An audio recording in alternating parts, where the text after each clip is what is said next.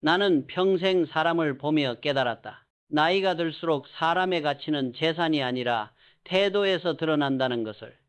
젊은 날에는 실적이 나를 증명했고 권력이 나를 보호했다. 그러나 중년이 되고 나면 세상이 묻는다. 당신은 어떤 사람입니까? 그 질문 앞에서 우리는 더 이상 직함이나 숫자로 자신을 감출 수 없다. 결국 남는 것은 나의 말투, 나의 표정, 나의 옷차림이다. 나는 옷을 단순한 천조각으로 보지 않는다. 그것은 사회적 언어다. 비싼 명품이 아니어도 좋다. 다만 깨끗하고 반듯하며 나를 존중하는 마음이 담긴 옷이면 충분하다. 사람이 옷을 입는 것이 아니라 옷이 사람을 말한다. 구겨진 셔츠는 마음의 태만을 드러내고 단정한 구두는 삶의 자세를 보여준다. 내가 세운 회사를 처음 방문한 젊은 직원이 구겨진 셔츠를 입고 왔을 때 나는 그에게 말했다. 네 옷이 네 보고서다. 중년의 멋은 화려함이 아니다. 자기답게 사는 품격이다. 나를 꾸미는 것이 아니라 나를 가꾸는 것이다. 나의 옷이 나를 일으키고 나의 말이 나를 세우며 나의 행동이 나를 완성한다.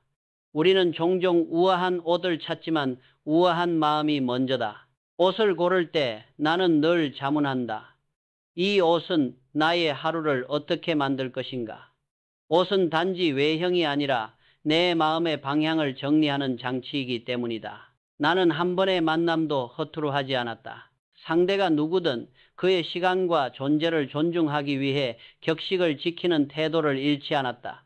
격식이란 남을 위하기 전에 나를 단정히 세우는 의식이다. 마음이 흐트러지면 옷이 구겨지고 옷이 구겨지면 태도가 무너진다. 그래서 나는 늘 정장을 입고 허리를 펴고 첫 인사를 진심으로 건넸다. 그것이 나의 기본이었다. 사람은 자신이 입은 옷처럼 행동하려는 경향이 있다.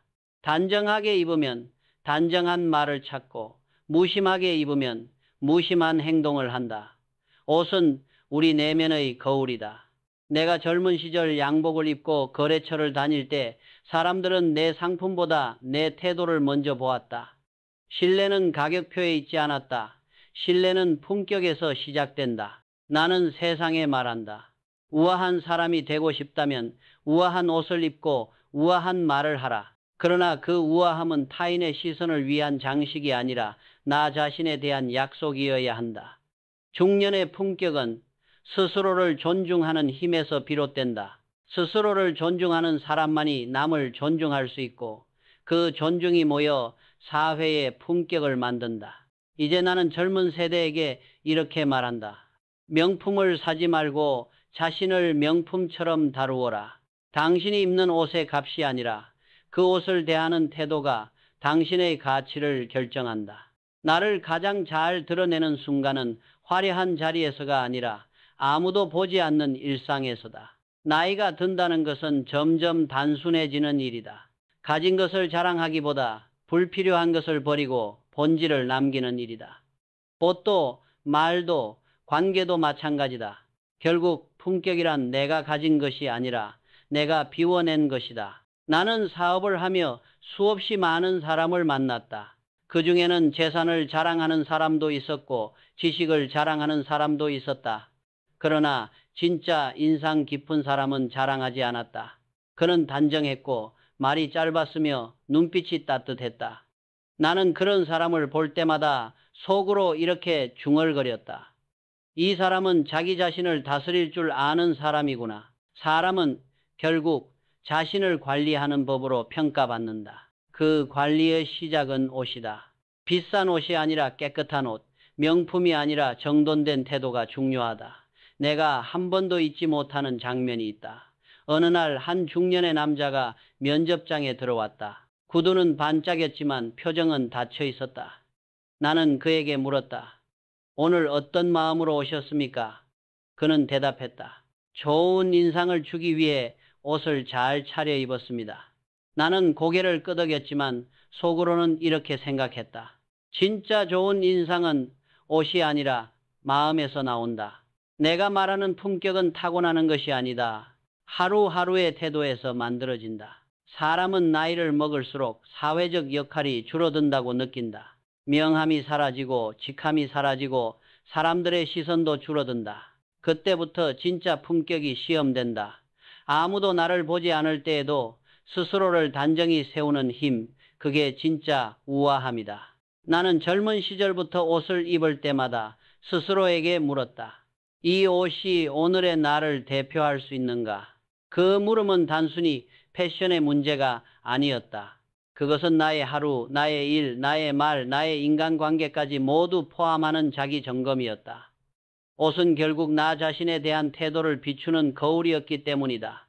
나는 사람들에게 늘 이렇게 말했다. 비싼 옷을 입기보다 반듯하게 살아라. 단정함은 돈이 아니라 마음에서 시작된다. 냄새가 나지 않는 옷, 구김 없는 셔츠, 닳지 않은 구두 하나만으로도 사람은 달라진다. 그것이 바로 스스로를 존중하는 방식이다. 세상은 그런 사람을 알아본다. 단정한 사람은 말하지 않아도 신뢰를 얻는다. 그의 옷차림은 말보다 큰 언어다. 나는 중년이 된 지금 이렇게 생각한다. 품격은 남이 나를 어떻게 보는가 보다 내가 나를 어떻게 다루는가에 달려있다. 이 시대의 진짜 멋은 화려한 옷이 아니라 태도 그 자체다. 태도는 곧 인품이고 인품은 결국 인간의 향기가 된다. 그 향기는 시간이 지나도 사라지지 않는다. 나는 그런 향기를 남기고 싶다. 화려함보다 단정함을, 소음보다 고요함을, 그리고 외형보다 진심을 선택하는 삶을. 그것이 내가 평생 추구한 품격의 근본이었다. 나는 늘 이런 말을 했다. 우아한 옷을 입었다고 우아한 사람이 되는 것은 아니다. 진짜 우아함은 옷이 아니라 행동과 말의 품격에서 완성된다. 사람은 옷으로 첫인상을 만들지만 말과 태도로 신뢰를 쌓는다. 그 신뢰가 무너지는 순간 어떤 명품도 그 사람을 감출 수 없다. 나는 젊은 시절 한 직원이 고급 양복을 입고 회의에 들어왔던 일을 기억한다. 그는 자신감 넘치는 표정으로 말했다. 회장님, 오늘은 특별히 좋은 옷을 입었습니다. 나는 웃으며 대답했다. 좋은 옷을 입었으니 이제 그 옷에 걸맞은 말을 하게. 그날 그는 단 한마디도 가벼운 농담을 하지 않았다. 그는 말투를 낮추고 동료의 말을 경청하고 행동을 절제했다. 그 순간 비로소 그의 옷이 진짜로 멋져 보였다. 말은 그 사람의 품격을 드러내는 창문이다. 조용한 사람은 절제 속에 신뢰를 담고 시끄러운 사람은 불안 속에 자신을 감춘다. 나는 그래서 늘 내게 말하곤 했다. 말을 줄이고 행동을 깊게 하라. 화려한 언어보다 진심 어린 한마디가 훨씬 오래 남는다. 우리는 종종 사람의 성공을 화려함으로 착각한다. 그러나 내가 본 진짜 성공한 사람은 항상 태도가 조용했다. 그들의 행동에는 품위와 절제 그리고 타인을 배려하는 여유가 있었다. 그들은 말하지 않아도 신뢰를 주었다. 그 신뢰가 바로 인생의 가장 큰 자산이다. 나는 세상에서 수많은 회의를 주재하고 무수한 계약서에 서명했지만 진짜 사람을 판단한 기준은 단 하나였다. 그가 자신의 말과 행동을 일치시키는가였다. 그 일치가 바로 품격이다. 옷으로 만든 인상은 하루를 간다. 그러나 말과 행동으로 만든 인상은 평생을 간다. 우하한 사람은 먼저 자신을 단속한다. 감정이 앞설 때는 말을 멈추고 분노가 차오를 때는 고개를 숙인다. 그 짧은 순간의 절제가 사람의 격을 지킨다. 나는 그런 사람을 신뢰했고 그런 사람과 함께 일했다. 결국 회사를 움직인 것은 기술이 아니라 사람의 태도였다. 나는 이렇게 믿는다. 태도는 운명을 바꾸는 언어다. 태도가 흐트러지면 모든 것이 무너진다.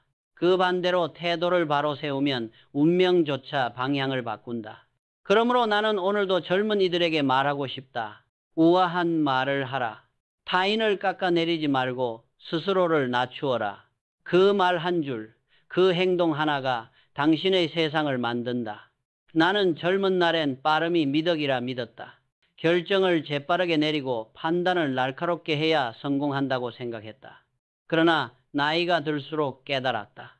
인생의 속도보다 중요한 것은 방향이며 능력보다 중요한 것은 품격이라는 것을, 그리고 그 품격을 결정짓는 네 가지 덕목이 있다. 첫째는 친절함 처이다. 친절은 단순한 예의가 아니다. 그것은 인간을 대하는 기본 태도이며 상대를 존중하는 마음의 표현이다. 젊을 때는 친절이 약함으로 보일지 모르지만 진짜 강한 사람은 언제나 부드럽게 말한다. 내가 존경했던 인물들은 모두 상대의 눈높이에 맞춰 이야기했다. 그들의 미소 한 번, 말 한마디가 조직의 공기를 바꾸었다. 친절은 돈으로 살 수 없는 신뢰의 씨앗이다. 둘째는 미소회의다. 나는 평생 수많은 회의를 주재했지만 진짜 긴장된 자리를 부드럽게 만드는 것은 언제나 미소였다. 미소는 마음의 언어다. 웃는 사람은 타인을 편하게 하고 동시에 자신을 치유한다. 사람이 나이 들수록 표정이 그 사람의 운명을 만든다. 웃을 수 있는 사람은 이미 반쯤 성공한 사람이다. 셋째는 단정이다. 단정하다는 것은 외모만을 말하지 않는다. 마음이 흐트러지지 않는 것이다. 정돈된 말, 절제된 행동, 그리고 깔끔한 옷차림, 이 세 가지가 합쳐질 때 단정함은 품격으로 완성된다.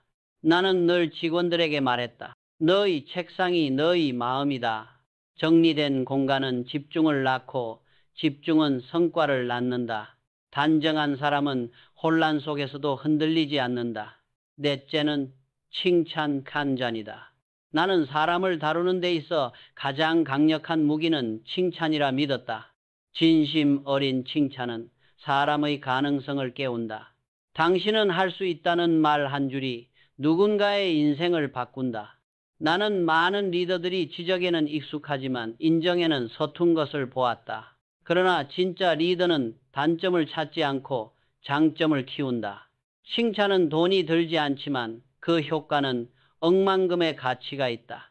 이 네 가지 덕목, 친절, 미소, 단정함, 칭찬, 이것이 바로 중년의 품격을 결정하는 요소다. 사람은 나이가 들수록 외모보다 태도, 능력보다 향기로 기억된다. 나는 지금도 후배들에게 말한다. 성공보다 먼저 품격을 지켜라. 품격이 없는 성공은 오래가지 못한다. 그러나 품격이 있는 사람은 실패해도 무너지지 않는다. 결국 중년의 멋이란 화려함이 아니라 깊이다. 깊이 있는 사람은 조용히 말하고 신중히 행동하며 끝까지 존중을 잃지 않는다. 그런 사람이 진정으로 품격 있는 어른이다. 나는 인생을 돌이켜보며 이렇게 말하고 싶다. 사람의 품격은 결국 그가 선택한 말에서 드러난다. 말은 공기 속으로 사라지는 것 같지만 그 말의 울림은 상대의 가슴 속에서 오래 남는다. 그 울림이 따뜻하면 존경이 되고 차갑다면 경계가 된다. 나는 젊은 시절부터 말을 아끼는 습관을 길렀다. 감정이 앞설 때는 입을 다물고 화가 날 때는 하루를 넘겼다. 그 한순간의 절제가 수많은 관계를 지켜주었다. 사업을 하며 깨달은 것은 사람은 말을 통해 설득되는 것이 아니라 태도를 통해 설득된다는 사실이었다. 내가 만난 진짜 리더들은 목소리를 높이지 않았다. 그들은 조용히 말했고 대신 눈으로 신뢰를 주었다. 그들의 말에는 꾸밈이 없었고 한 문장 한 문장에 책임이 있었다. 그런 사람은 많지 않다. 대부분의 사람들은 말을 통해 자신을 드러내려 하지만 진짜 품격 있는 사람은 말을 통해 상대를 드러나게 한다. 나는 한 회의 자리에서 이런 일을 겪었다. 한 중견 간부가 실수를 한 직원에게 이렇게 말했다. 당신은 또 실패했군요. 순간 공기가 얼어붙었다. 나는 그를 불러 조용히 말했다. 당신은 그의 실패를 지적했지만 동시에 자신의 그릇을 드러냈소. 그는 그날 이후 말하기 전에 반드시 한 번 숨을 고르는 습관을 들였다. 그 후 그가 맡은 팀은 가장 안정된 부서가 되었다. 말은 칼이 될 수도 있고 빛이 될 수도 있다. 누군가의 마음을 찌르기도 하고 누군가의 길을 비추기도 한다. 그 차이는 단 하나, 말에 담긴 마음의 온도다. 따뜻한 말은 관계를 키우지만 차가운 말은 신뢰를 얼어붙게 만든다. 그래서 나는 언제나 이렇게 다짐했다. 말은 짧게, 생각은 깊게, 마음은 따뜻하게. 사람들은 종종 이렇게 말한다. 회장님, 어떻게 하면 성공할 수 있습니까? 나는 늘 같은 대답을 했다. 좋은 말을 하게. 그것이 좋은 운을 부른다. 우는 사람을 통해 온다. 그리고 그 사람은 언제나 좋은 말을 하는 사람 곁에 머문다. 나는 인생의 끝자락에서 이렇게 말하고 싶다. 말은 그 사람의 인생을 담는다. 비난과 불평으로 채운 사람은 결국 외로움 속에 남고, 격려와 칭찬으로 채운 사람은 언제나 누군가의 기억 속에 남는다. 그 말의 향기가 바로 인생의 품격이다. 나는 사람을 통해 세상을 배웠다. 사람이 회사를 일으키고 사람 때문에 회사가 무너진다. 그래서 나는 언제나 모임에서 사람을 관찰했다. 그 자리에서 드러나는 말, 표정, 태도가 그 사람의 인생을 말해주기 때문이다. 어떤 이는 조용히 앉아도 품격이 있고, 어떤 이는 한마디만 해도 사람의 마음을 무겁게 만든다. 나는 세월이 흘러도 잊지 않는다. 품격 있는 사람은 모임에서 절대 하지 말아야 할 네 가지를 알고 있었다. 첫째, 돈으로 관계를 평가하지 마라. 모임의 자리에서 돈을 내세우는 사람은 결국 외로워진다. 술값을 몇 번 냈다고 우쭐해하는 사람, 자신의 부를 과시하며 남을 비교하는 사람, 그들의 주머니는 두꺼울지 몰라도 마음은 가볍다. 나는 사업을 하며 수없이 보았다. 돈으로 사람을 모은 관계는 반드시 무너진다. 돈이 빠지면 사람도 빠진다. 진짜 품격은 계산서가 아니라 배려의 온도에서 나온다. 조용히 밥을 사주고 감사의 말을 남기고 다음번엔 상대가 부담 없이 함께 할 수 있게 하는 사람.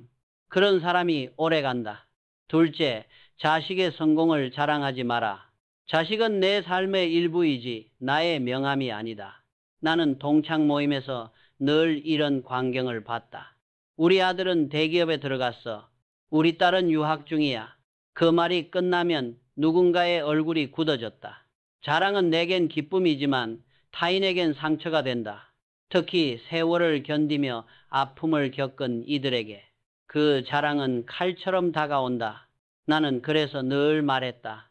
자식의 성취보다 자식의 행복을 말하라. 행복은 비교가 아니라 이해에서 피어난다. 셋째, 배우자나 가정의 화려함을 내세우지 마라. 어떤 이는 늘 배우자를 데리고 모임에 나타났다. 그들은 다정했고 보기에도 좋았다. 그러나 그 다정함이 반복되면 그 자리는 부부의 무대가 되고 친구의 공간은 사라진다. 사람은 각자의 이야기를 나누기 위해 모인다. 모임을 자기 자랑의 장으로 만들면 관계는 서서히 식는다. 나는 늘 후배들에게 말했다. 행복은 조용할수록 깊어진다. 보여주려는 행복은 금세 사라지고 지켜보는 행복은 오래 남는다. 넷째, 험담으로 공감을 사지 마라. 험담은 가장 값싼 유대의 방식이다.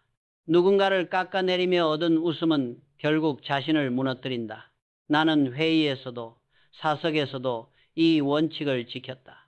남의 흉을 보는 사람은 언젠가 내 흉도 본다. 그들은 신뢰를 갉아먹고 결국 서로를 피하는 공범 집단이 된다. 좋은 모임에는 공통점이 있다. 그곳에는 선한 말이 흐르고 긍정의 기운이 머문다. 그런 모임만이 오래간다. 나는 젊은 후배들에게 늘 이렇게 말한다. 돈, 자식, 배우자, 험담 이 네 가지를 모임에 들이지 말라. 그것만 지켜도 당신은 이미 품격 있는 어른이다. 모임은 경쟁의 장이 아니라 존중의 연습장이다. 말을 아끼고 웃음을 나누고 마음을 낮추면 그 자리가 곧 당신의 품격을 비춘다. 사람은 모임에서 자신을 드러내지만 진짜 어른은 모임에서도 자신을 감춘다. 보여주기보다 배려하고 주장하기보다 경청한다. 그런 태도가 결국 인생의 깊이를 만든다. 나는 마지막으로 이렇게 말하고 싶다. 품격은 말이 아니라 침묵에서, 존재는 과시가 아니라 절제에서 완성된다. 그 절제가 바로 인생의 격을 높이는 힘이다. 나는 평생 돈의 힘을 누구보다 잘 알았다. 돈은 회사를 키우고 사람을 움직이고 세상을 바꾼다. 그러나 나는 동시에 돈의 한계를 뼈저리게 느꼈다. 돈으로는 신뢰를 살 수 없고, 돈으로는 존경을 살 수 없으며, 돈으로는 품격을 만들 수 없다. 젊은 날, 나는 많은 사람을 보았다. 돈이 생기자 태도가 달라진 사람들, 부를 쥐자 겸손을 잃은 사람들. 그들은 처음엔 세상을 다 가진 듯 보였지만 결국 사람을 잃고 홀로 남았다. 그때 나는 확신했다. 관계는 계산이 아니라 온도로 쌓이는 것이다. 돈으로 유지되는 관계는 돈이 떠나면 함께 떠난다. 하지만 진심으로 이어진 관계는 시간이 흘러도 결코 끊어지지 않는다. 나는 후배들에게 이렇게 말했다. 사람을 살 때는 돈이 아니라 마음을 써라. 마음은 빚이 되지 않지만 돈은 부담이 된다. 사람은 마음의 기억으로 살아가지만 돈의 기억으로는 오래 가지 못한다. 사업을 하면서도 나는 거래보다 사람을 먼저 봤다. 이익이 남지 않아도 신뢰가 남는 거래라면 그것이 훨씬 값진 장사였다. 신뢰는 시간과 진심으로만 쌓인다. 나는 언제나 약속을 지켰고 작은 일이라도 끝까지 책임졌다. 그 습관이 회사를 지켰고 결국 내 이름을 지켜주었다. 사람 사이의 품격은 돈이 많고 적음에 있지 않다. 태도의 무게에 달려있다. 돈으로는 남의 눈을 살 수 있어도 진심으로는 남의 마음을 얻을 수 있다. 나는 이런 사람을 많이 보았다. 성공했지만 겸손한 사람, 부유하지만 늘 나누는 사람. 그들의 얼굴에는 여유가 있었고 그들의 말에는 따뜻함이 있었다. 그 온기가 바로 품격이었다. 세상은 빠르게 변한다. 돈의 가치도, 직함의 무게도 언젠가 사라진다. 그러나 사람 사이의 온도는 남는다. 그 온도를 지키는 사람이 진짜 부자다. 나는 말한다. 돈은 은행에 쌓이고 신뢰는 사람의 가슴에 쌓인다. 은행의 잔고는 숫자이지만 사람의 마음에 남는 신뢰는 생명이다. 나는 마지막까지 그런 관계를 남기고 싶었다. 계산 없는 만남, 조건 없는 믿음, 그리고 조용한 존중. 그것이 돈으로는 결코 살 수 없는 인간관계의 품격이다. 나는 자식을 자랑하는 부모를 많이 보았다. 그들의 얼굴에는 뿌듯함이 가득했고 말끝마다 행복이 묻어 있었다. 그러나 그 자랑을 듣는 이들의 얼굴에는 종종 미묘한 그림자가 드리워져 있었다. 사람은 누구나 비교의 상처를 갖고 있다. 그리고 그 상처는 자식 이야기를 통해 가장 쉽게 건드려진다. 나는 젊은 시절부터 사람들 사이에 미묘한 공기를 느꼈다. 동창 모임, 친목 자리, 술자리에서 누군가가 우리 아들은 대기업에 들어갔어 라고 말하면 그 옆 사람은 조용히 잔을 비웠다. 그 말 한마디가 누군가의 자존심을 흔들고 또 다른 이의 슬픔을 건드린다. 그래서 나는 늘 이렇게 말했다. 자식의 성공을 말하기보다 자식의 마음을 걱정하라. 나는 세 자녀를 두었다. 그들에게 불을 물려주기보다 삶의 태도를 물려주고 싶었다. 성공보다 정직을, 경쟁보다 배려를 가르쳤다. 그것이 부모로서 줄 수 있는 가장 큰 유산이라 믿었다. 돈은 세월에 닳지만 품격은 세월이 키운다. 나는 자식에게 항상 말했다. 아버지는 네가 잘 되길 바라지만 더 중요한 건 네가 올곧게 살길 바란다. 자식을 자랑하는 부모는 많지만 자식의 고통을 이해하려는 부모는 드물다. 자랑은 잠시의 기쁨이지만 이해는 평생의 유대다.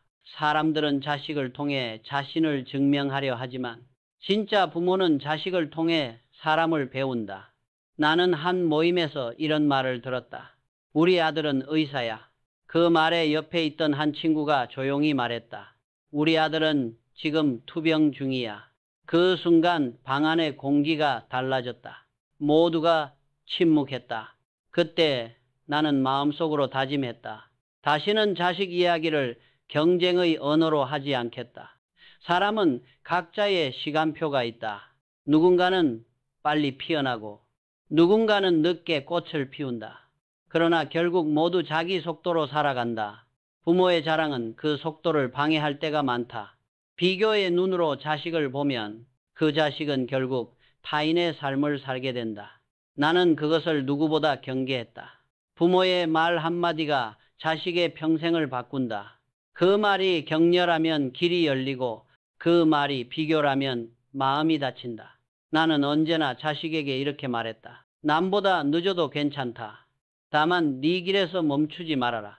그 한마디가 자식에게 가장 큰 위로이자 방향이 되었다. 부모가 품격을 지키면 자식도 품격을 배운다. 자식을 자랑하지 말고 그들의 삶을 존중하라. 그 존중이야말로 세대 간의 진짜 유산이다.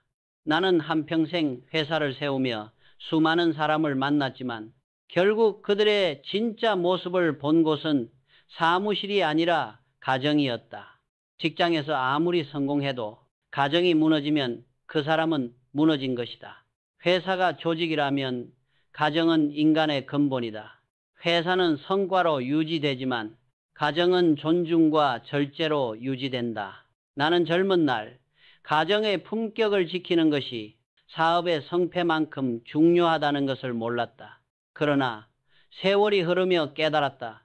가정이 안정된 사람만이 세상에서도 흔들리지 않는다. 그 안정의 핵심이 바로 절제였다. 나는 자주 이런 사람을 봤다.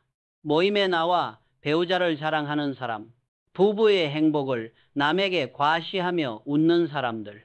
한두 번은 괜찮지만 그것이 습관이 되면 사람들의 시선은 멀어진다.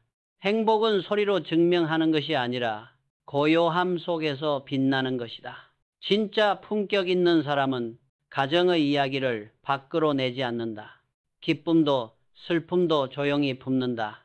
그 침묵 속에는 책임과 존중이 함께 있다. 나는 그런 사람을 볼 때마다 이 사람은 자기 삶을 다스릴 줄 아는구나 하고 느꼈다. 사람은 누구나 가정 안에서 약해진다. 그 약함을 감추지 않고 서로를 이해하며 살아가는 것. 그것이 진짜 성숙이다.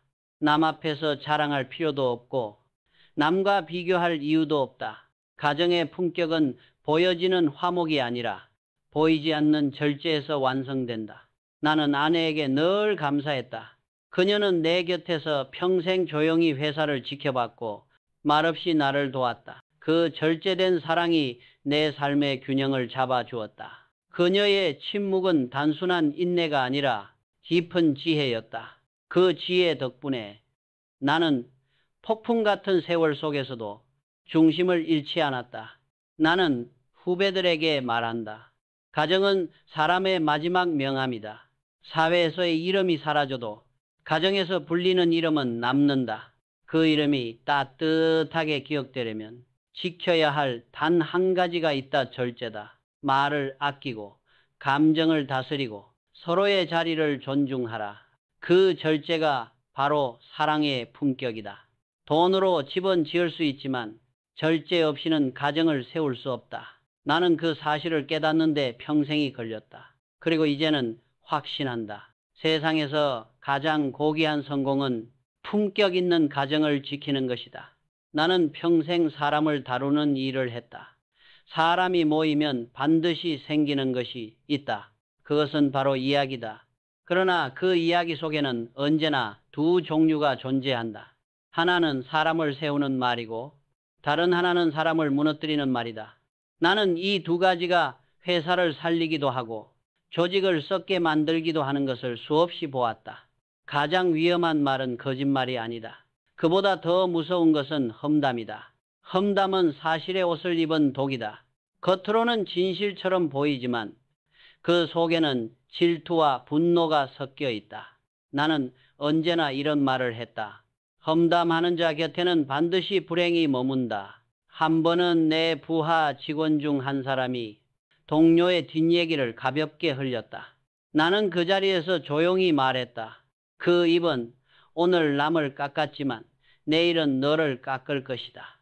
그 말은 내 경험에서 나온 것이었다. 험담은 부메랑이다. 그 말이 돌아오는 속도는 생각보다 빠르다.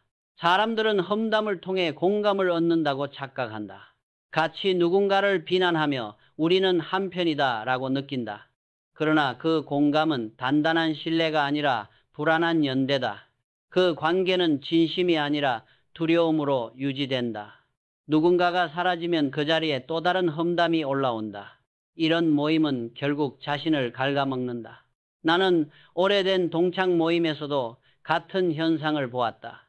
처음에는 웃음소리가 가득하지만 누군가의 이름이 등장하면 공기가 달라진다. 그때 나는 언제나 자리를 바꿨다. 험담의 자리에 오래 머물면 나도 그 냄새에 물들기 때문이다. 사람은 듣는 말에 따라 닮아간다. 좋은 말을 들으면 마음이 단단해지고 나쁜 말을 들으면 마음이 탁해진다. 그래서 나는 내 삶의 원칙 중 하나를 세웠다. 누군가의 험담을 들었을 때 침묵으로 거절하라. 침묵은 동의가 아니라 경계의 표현이다. 그 침묵 하나가 내 명예를 지켜주었고 조직의 분위기를 지켜주었다. 험담이 사라진 자리에는 신뢰가 자란다. 신뢰가 자란 자리에는 평화가 머문다. 나는 그런 회사를 만들고 싶었다. 모두가 서로를 믿고 부재 중에도 서로를 지켜주는 조직. 그것이 내가 꿈꾸던 공동체였다. 세상에는 재능 있는 사람은 많다. 그러나 입의 품격을 지킨 사람은 드물다. 나는 말한다. 입은 작지만 그 안에는 인생이 들어있다. 그 인생을 더럽히지 말라. 당신의 입이 맑아야 당신의 세상이 맑아진다.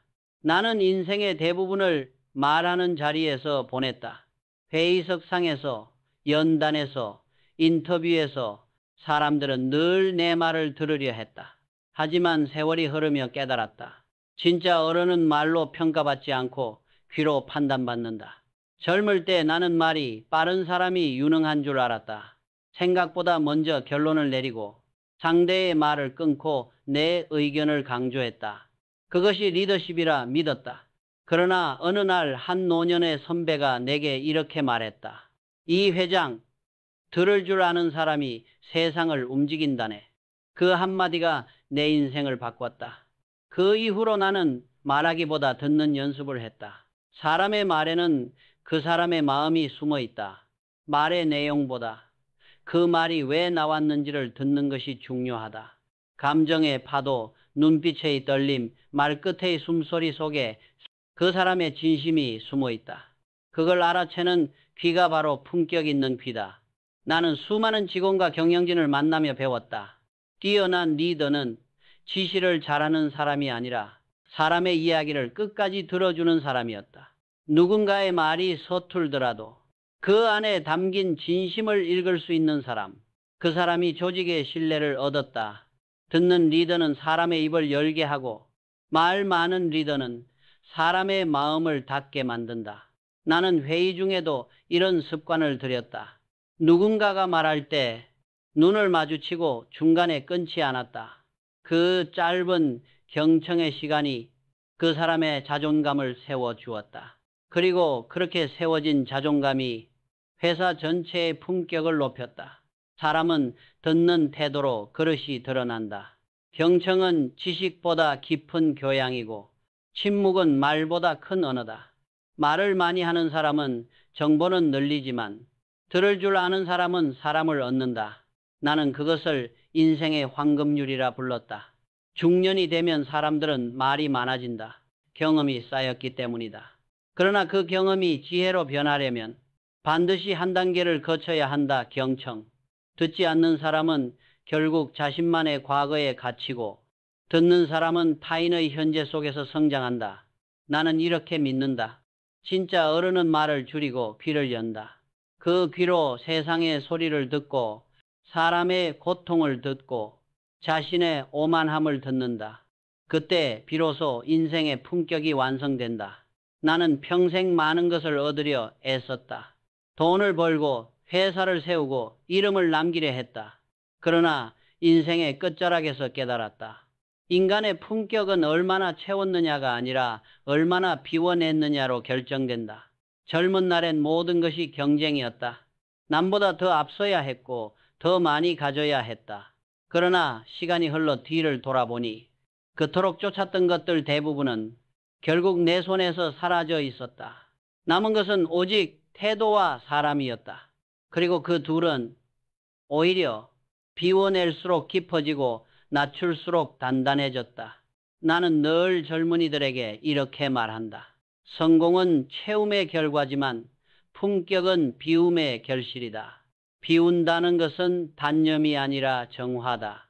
욕심을 비우면 감사가 들어오고 분노를 비우면 평화가 자리한다. 비움은 마음의 공간을 만든다. 그 공간이 있어야 지혜가 머문다. 나는 수많은 회의를 주재하며 느꼈다. 자기 주장이 강한 사람보다 조용히 경청하고 의견을 정리하는 사람이 결국 중심을 잡는다. 그 중심이란 단단함이 아니라 여백의 힘이다. 가득 찬 그릇은 더 이상 무엇도 담을 수 없지만 비워진 그릇은 언제나 새로운 가능성을 받아들인다. 나는 그 단순한 진리를 너무 늦게 배웠다. 사람은 누구나 노년이 되면 비워지게 된다. 직함도 사라지고 재산도 줄고 이름을 부르던 사람들도 떠난다. 그러나 그것을 두려워할 필요는 없다. 그때부터 비로소 인간의 본 모습이 드러난다. 화려한 외피가 벗겨지면 남는 것은 인품의 결이다. 그 결이 고운 사람은 조용히 빛나고 그 결이 거친 사람은 홀로 어둡다. 나는 어느 날 이런 말을 일기에 남겼다. 내 인생의 마지막 목표는 성공이 아니라 평온이다. 성공은 순간의 찬사로 끝나지만 평온은 세월의 향기로 남는다. 그 평온은 결국 비움에서 시작된다. 말을 비우고 욕심을 비우고 불안을 비워라. 그러면 인생은 저절로 단단해진다. 나는 이제 확신한다. 품격은 나를 채운 것이 아니라 세상을 향해 나를 비워낸 결과다. 그 비움 속에서 나는 진짜 나를 만났다. 아무것도 소유하지 않아도 마음이 고요하면 이미 모든 것을 가진 것이다. 그래서 나는 오늘도 조용히 말한다. 품격은 내가 가진 것이 아니라 내가 비워낸 것이다. 그것이 내 평생의 마지막 가르침이다.